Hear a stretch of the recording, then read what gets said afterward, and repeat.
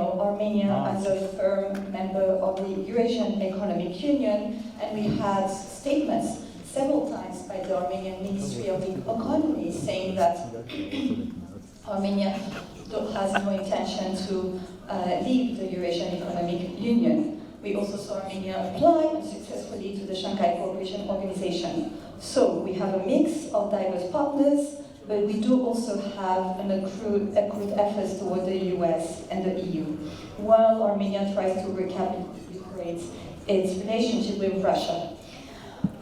So we will try to make sense of all this together in the next 45 minutes. You will all have short interventions, and then we will go straight to Q&A before we end on time. Eleonora, please, you can start. Thank you, Anahide, and thank you to the Orbeli Forum for this wonderful invitation. I'm very happy to be in Armenia again. When I was asked to reflect upon this topic, the topic of our session, I was a bit struck at the very beginning because the South Caucasus is such a diverse region that actually I'm more, I agree with what was said yesterday by Alexander Iskandarian. You can hardly consider it as a region. What I tried to think at first was what can be the common denominator in their foreign policy, even if they have such diverse foreign policy. And I think diversification is actually not only a wish, but a necessity for all of them. Obviously, Armenia is the chief example. Armenia is pursuing this diversification strategy because obviously of the broader geopolitical context, but even Georgia and Azerbaijan are trying also to diversify their foreign policy portfolio. But then the next step is also to look at the three organizations that we're talking about, and which are very, very diverse, and especially we have to look at what they have to offer to these three South Caucasian republics. We can differentiate them for level of commitment and thematic focus. First of all, the EU and the Eurasian Economic Union demand their members a cession of sovereignty, so members are giving up a portion of their sovereignty to the organization. And so they require a level of commitment that, of course, the Shanghai Cooperation Organization doesn't require.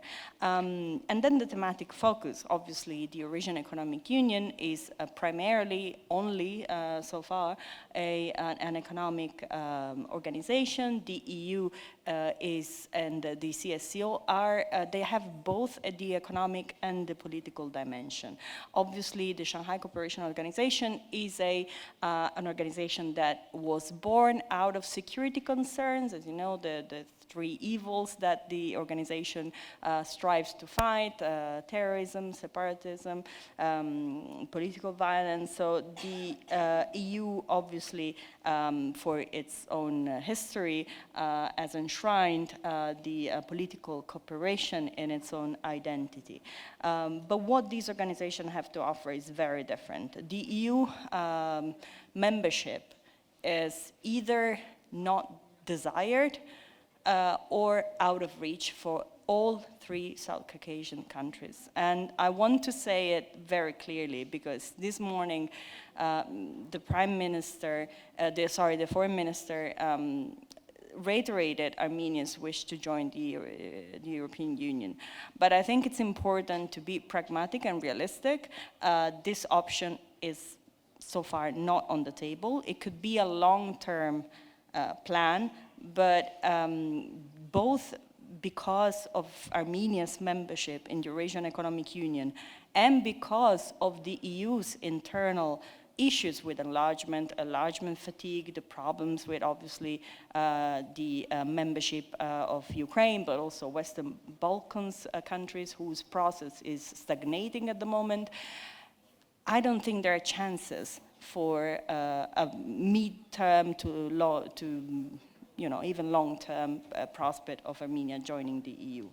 But the Armenia-EU cooperation is very good and very strong at the moment, and there is no reason why Armenia shouldn't pursue more cooperation with you through the instruments that they have at the moment, primarily the CEPA. What the Armenian and Azerbaijani wish to join the CSO means, well, the CSO is open to all countries, although new enlargements, as we saw in the previous panels, are not very welcome by China. So far is the organization that can offer more opportunities to Azerbaijan and Armenia, also because of the potential funding mechanism for transportation and connectivity routes that would be enabled through the new CSCO Development Bank.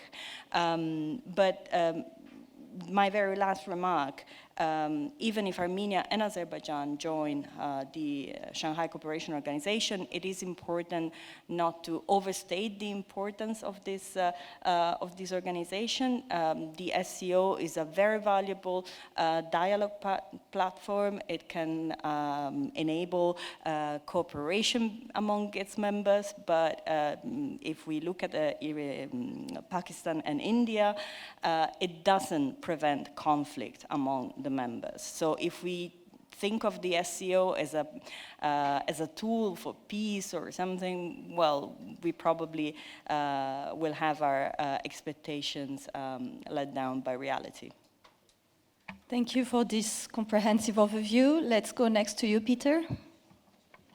Thank you, Anahide, and I would also like to extend my gratitude to the Orbeli Center for organizing such a great event. So just a short disclaimer, I represent now a state-funded think tank that closely cooperates with the government. So that being said, I shall offer an insight into the Hungarian vision of EU cooperation, EU policies in the South Caucasus and Armenia in particular. Well, as you probably know that Hungary has been heavily invested in the region. It is the third largest investor in Azerbaijan. It is among the largest stakeholders in the energy sector, in both the largest oil and gas fields of Azerbaijan, but also Wizz Air, the Hungarian airliner Wizz Air, is a market leader throughout the region, and it connects Yerevan to many European cities.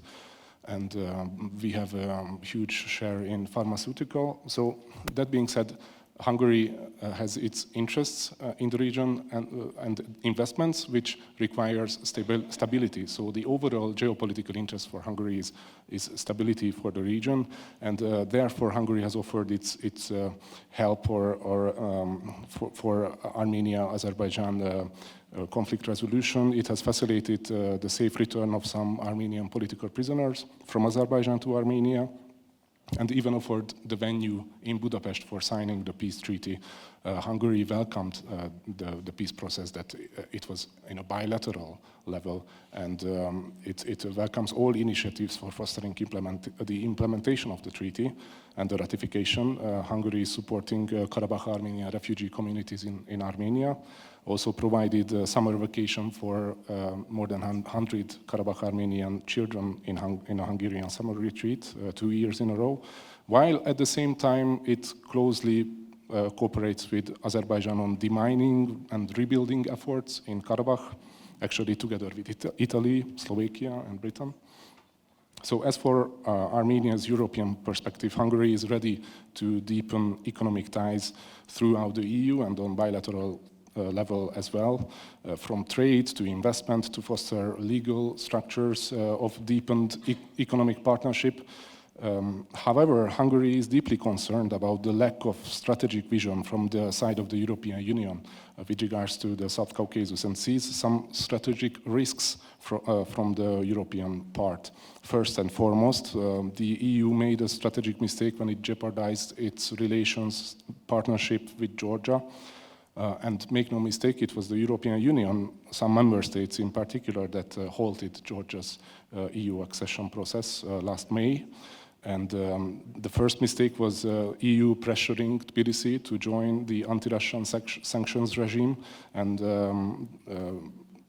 to blackmail Tbilisi with its European perspective when it refused candidacy in 2022. And it was followed by a chain reaction which ended, or which led us to yesterday's report of the European Commission on Georgia that acknowledged that Georgia is no longer a viable candidate state to the European Union, and also the EU not recognizing the elections, the parliamentary, the presidential, the local elections in Georgia. The European Parliament actually does not recognize the head of state of the Georgian state and recognizes Salome Zurabishvili instead.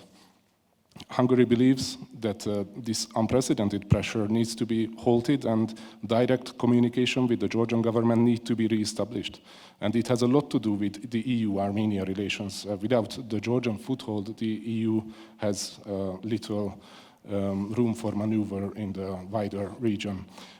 The EU has also jeopardized its relations to Azerbaijan. The very fact that throughout the whole Karabakh peace process from 2020 to today, the EU had little to no role in any of it.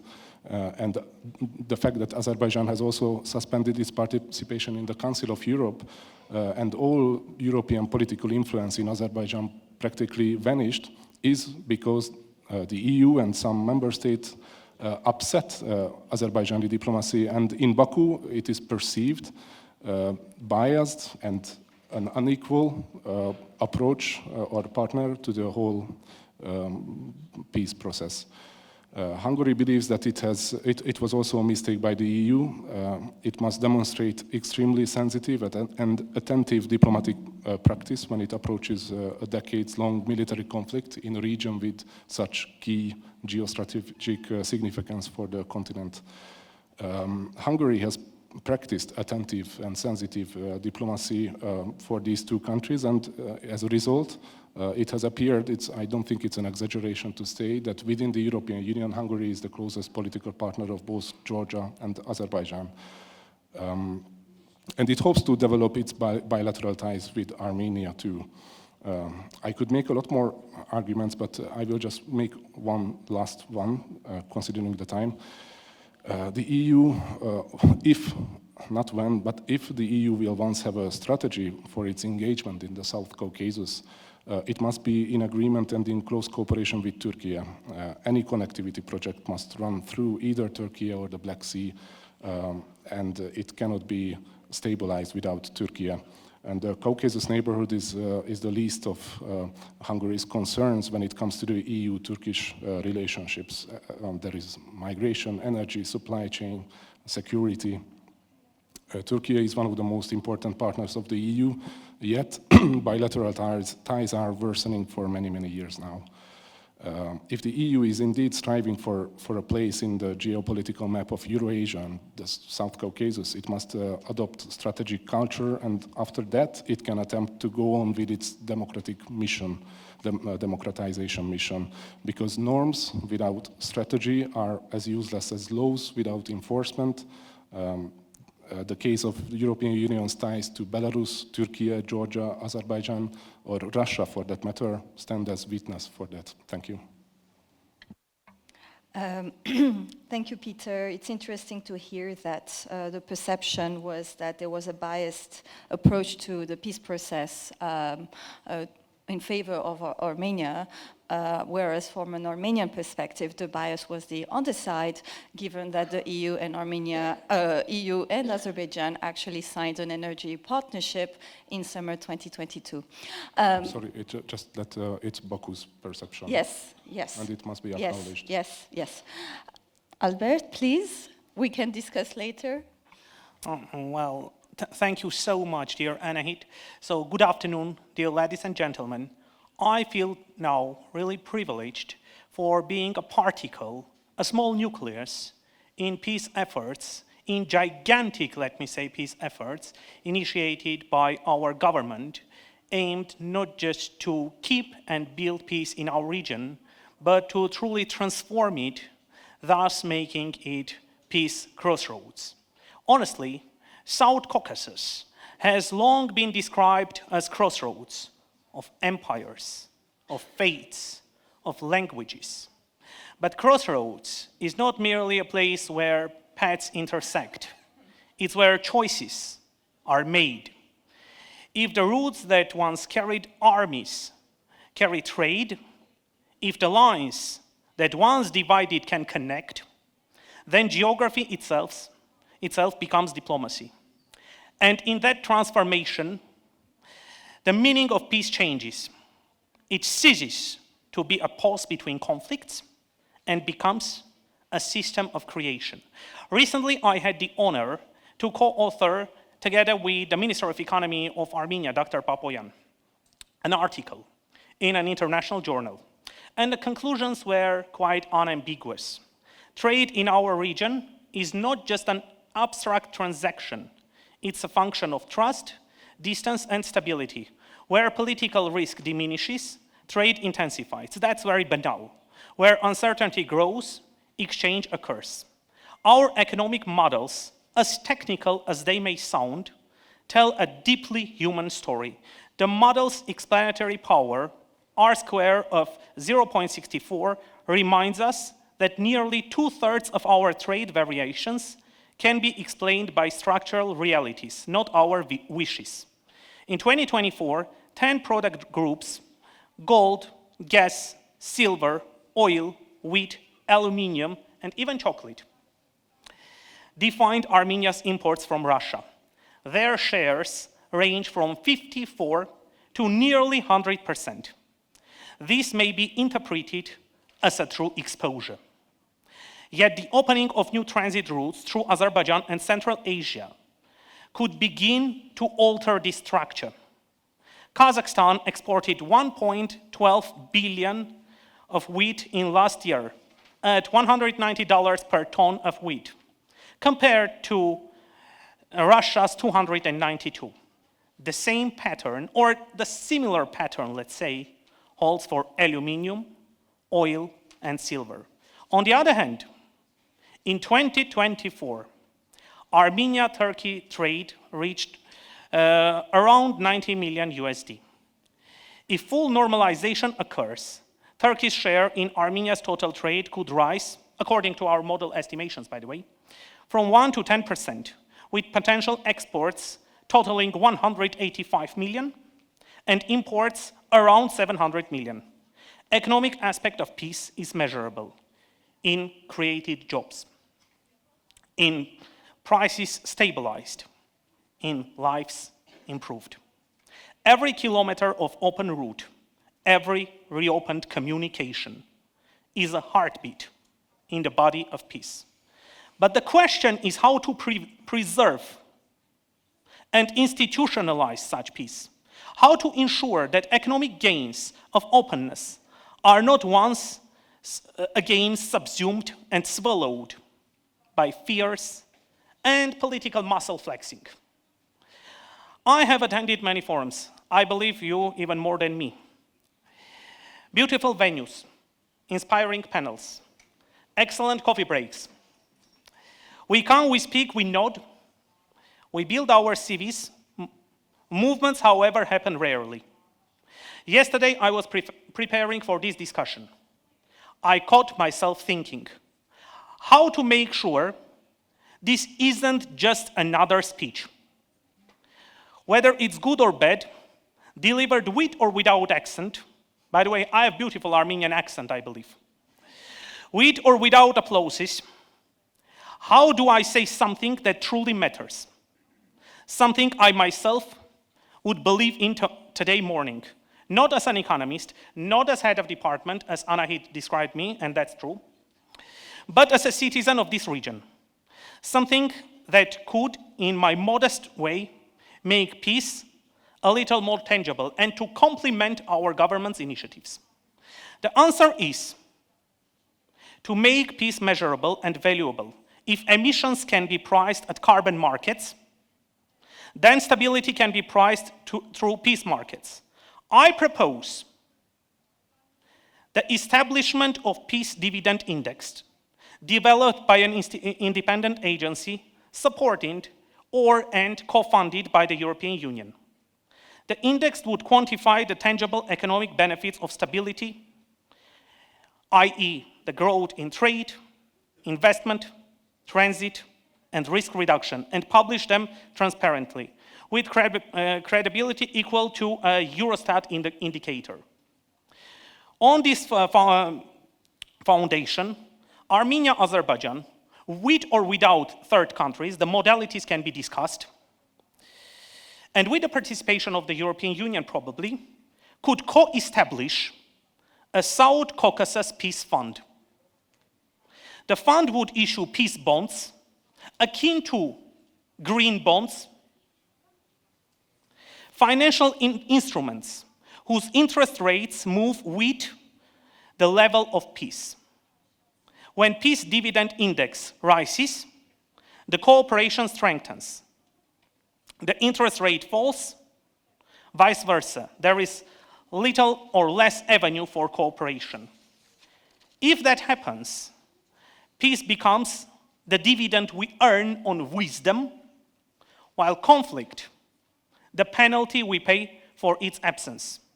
In other words, we all know that there are green bonds that are meant to fund green projects, while on the other hand, the peace bonds issued by that fund would finance peace-related initiative.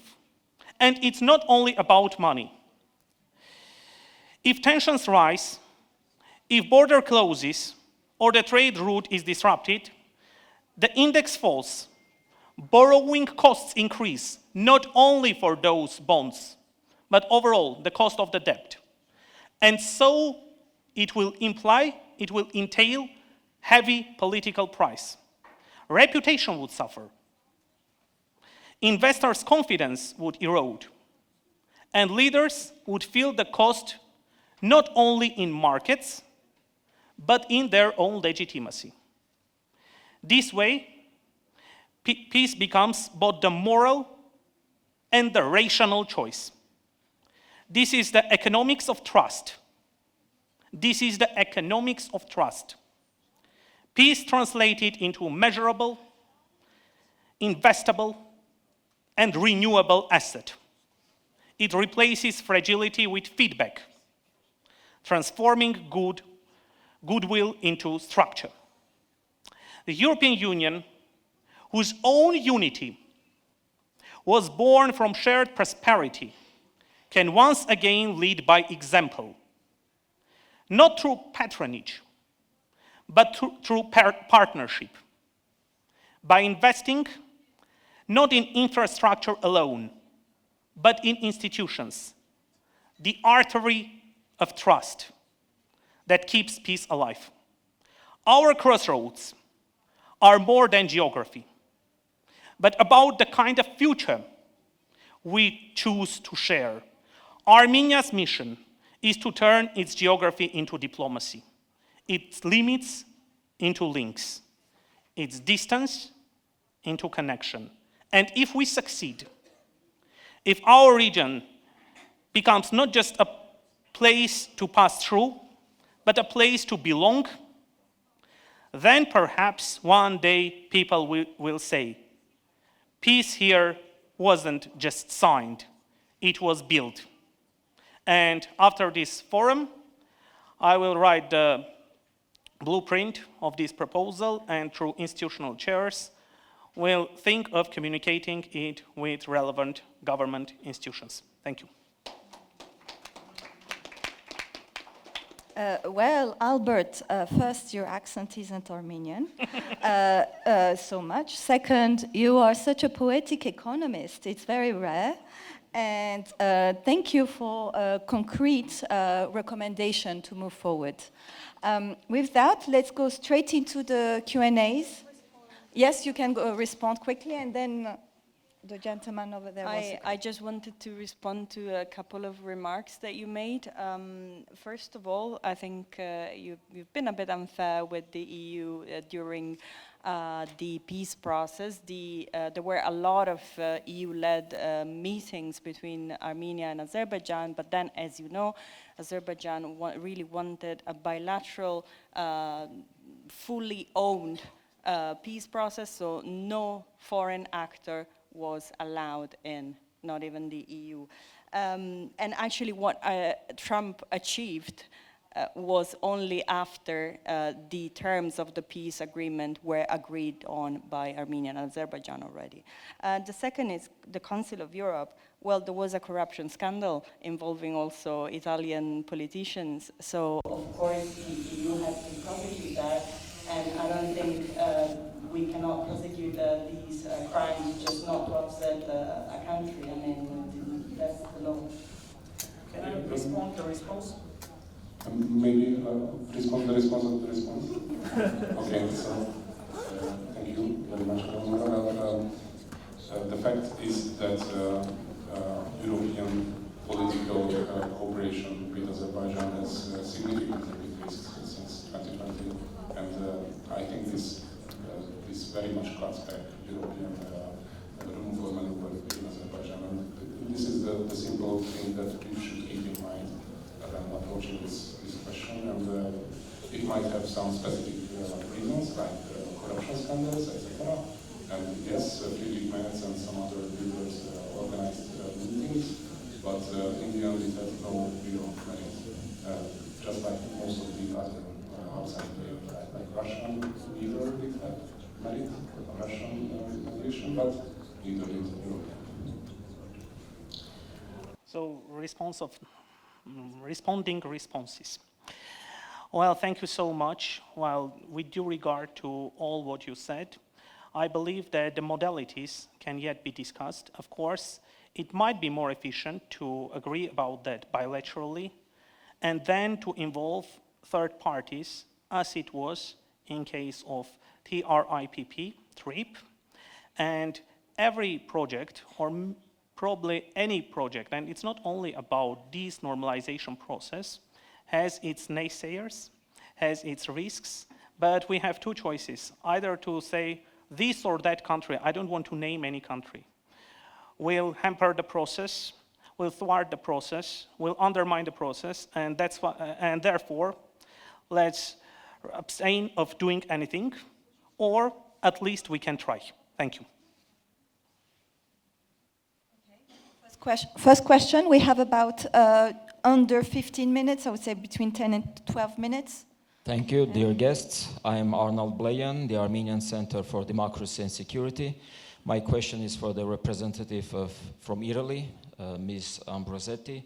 Ma'am, in your speech you said that you raised an opinion about the perspectives of the three republics in this region, particularly Georgia and most likely Armenia. You were about its aspirations of joining the EU, and you came up with these short-term, mid-term, and long-term perspectives.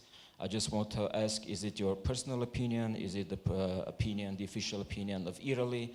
Because what we hear from official EU bodies and organizations is not that what you expressed in your opinion.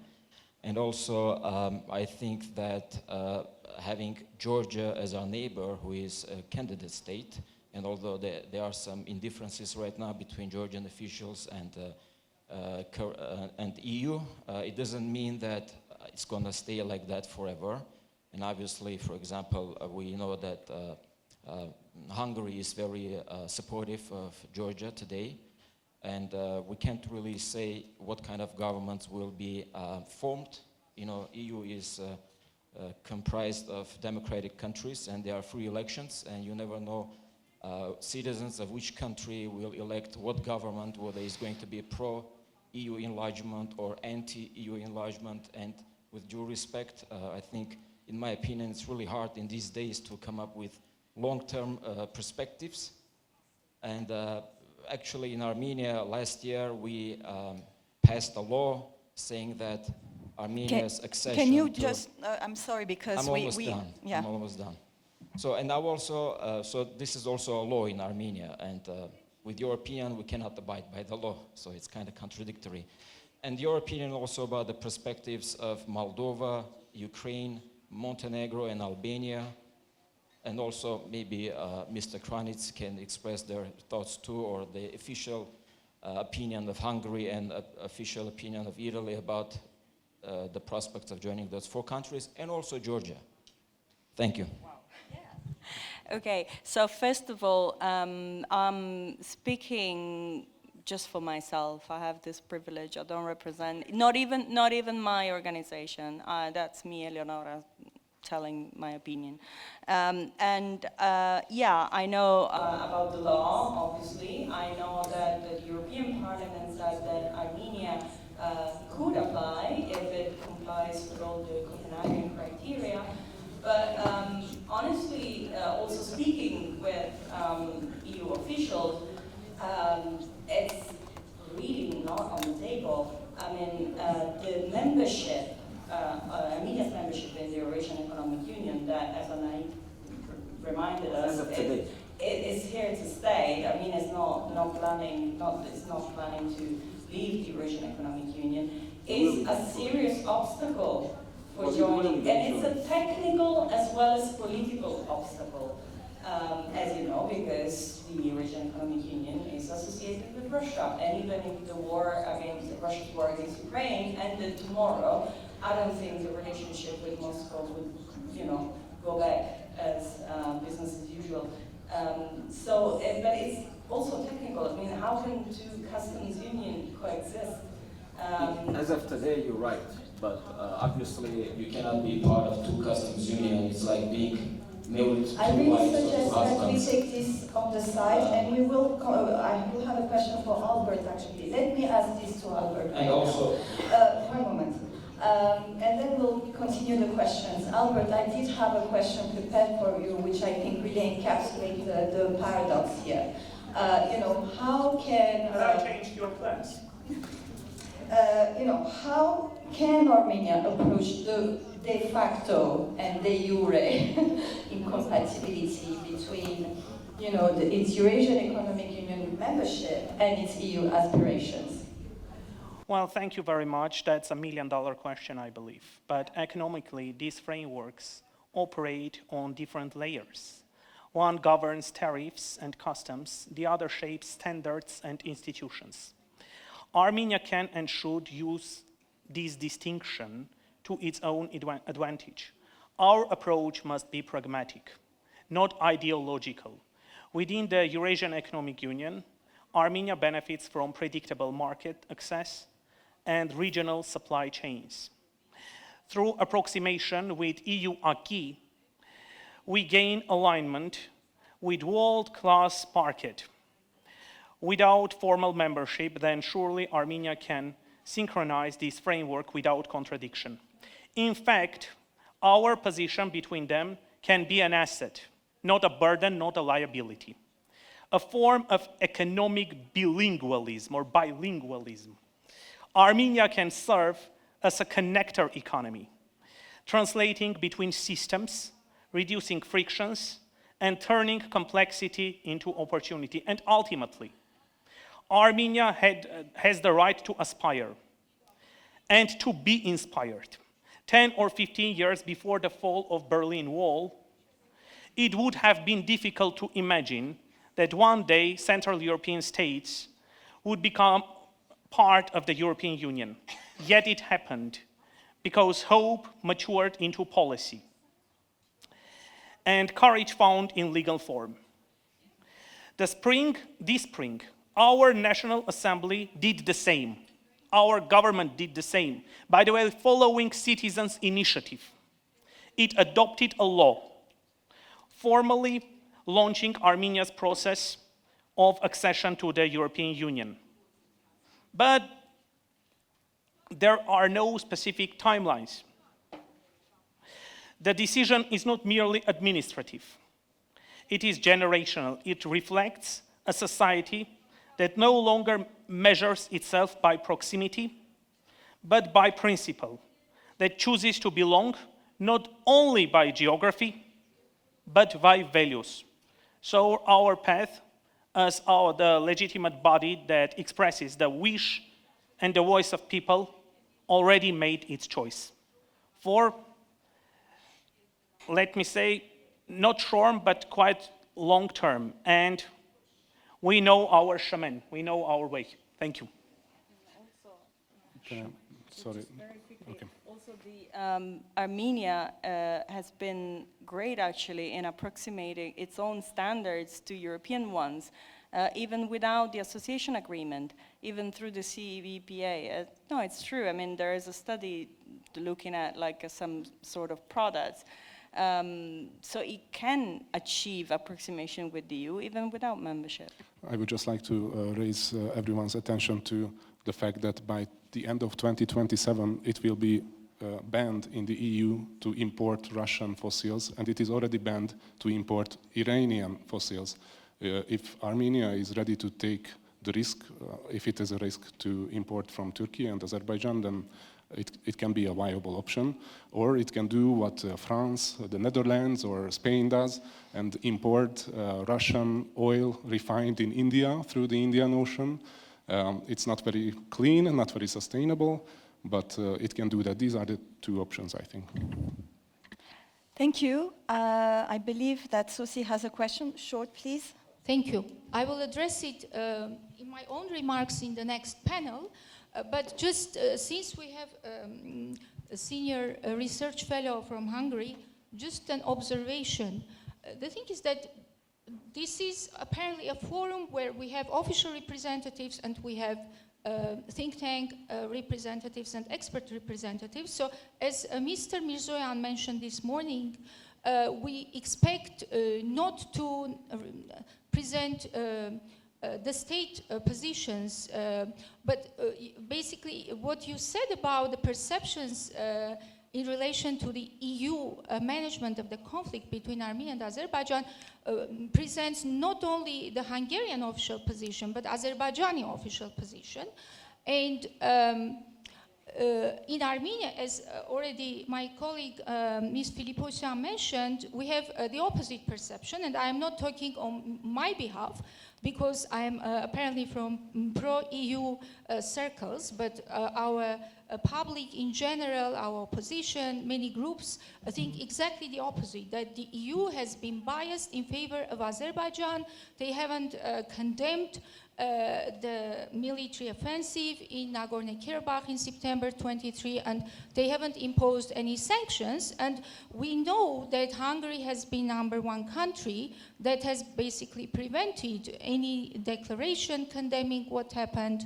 The second is Italy, but in difference to you, the colleague from Italy presents her own independent views and not official views. But now I want to ask you about European Peace Facility, because everybody knows, it's not a secret, that Hungary has been preventing the second measure from the very modest measure. The first measure was 10 million euros. The second is supposed to be 20, and Hungary has been blocking it for 1.5 years.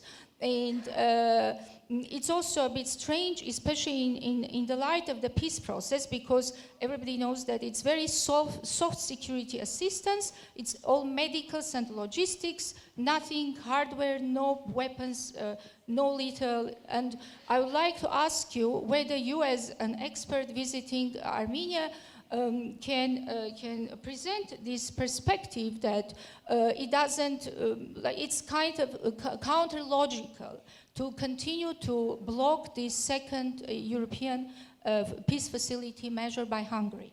Thank you.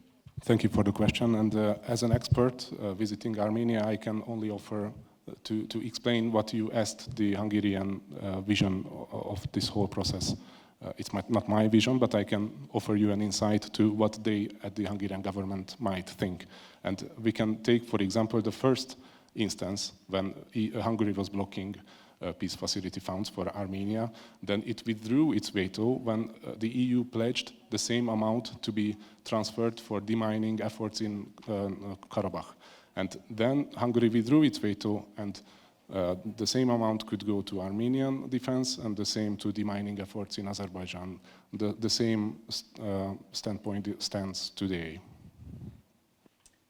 I am conscious of time, and I want to give you all an opportunity to say whatever it is that you couldn't say, or ask you the following question. What would be your top foreign policy advice to the Armenian government? You want to start, yeah? Yeah, first of all, a clarification. I mean, I would let Armenia join the EU tomorrow. My remarks are just, for the sake of pragmatism and not to raise false expectations that could derail the process, actually, of integration with the EU. But my foreign policy advice to the Armenian government would be to carry on with diversification, because we have been speaking about the curse of geography.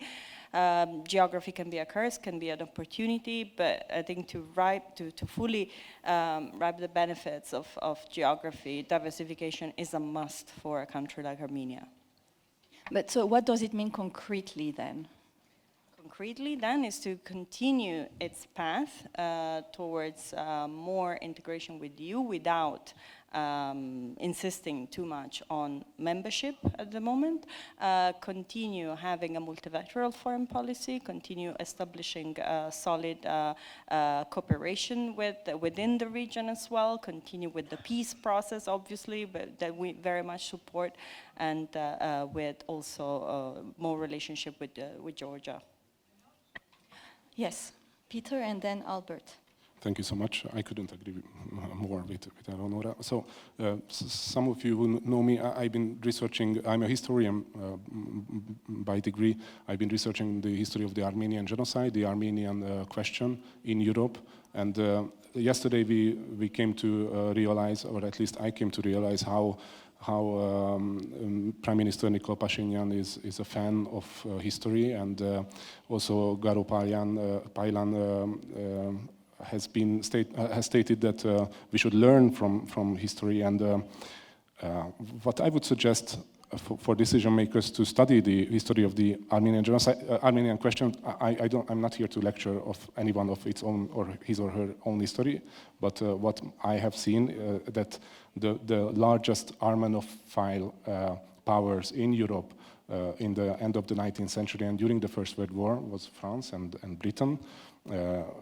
Actually proclaimedly had as a war effort to establish the independent Armenian Republic, which it happened, but at 1918, when the Ottoman Empire was in ruins, when the Russian Empire was in ruins, Britain occupied Persia.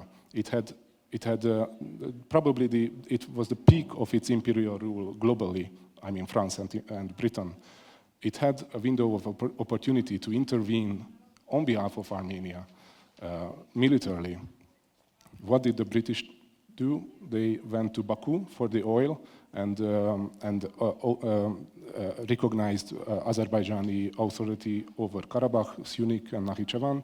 That was the only time in history when a Western power, other than Byzantium, the Rome, and the Russian Empire, intervened in the region. And I would really much suggest to think about this example. Right now, we don't have an Ottoman Empire in ruins. We don't have a Russian Empire in ruins. We have a nuclear power in Russia. We have the second largest NATO military in Turkey and a very strong Iran. Europe will never, in these circumstances, intervene in the region. And as we also listened or heard yesterday, might is right in this crisis of multilateralism, in the emergence of multipolarity, and this should be the guiding principle of Armenian foreign policy as well. Thank you.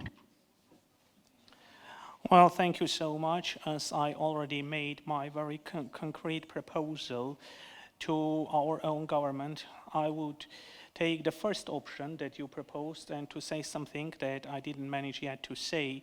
So our government has exerted all the possible efforts for keeping peace in this region. And unfortunately, instead of words of appreciation. I'm not claiming that the government expects those appreciation words or so on. Sometimes it hears lambasting, sometimes it hears Monday morning quarterbacks, sometimes it hears propositions that would lead to deadlock, to cul-de-sac, and so on and so forth. And we had achievements that were unimaginable a few months ago, or not to say a few years ago. Nobody could imagine that one day wheat would come from Azerbaijan, from Kazakhstan through Azerbaijan en route to Armenia. It was equally difficult to imagine that one day there would be at least even partial demarcation and delimitation.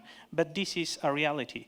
I believe that many people, when I was talking about peace fund, about joint peace fund, were thinking of, does it exist anywhere else in the world?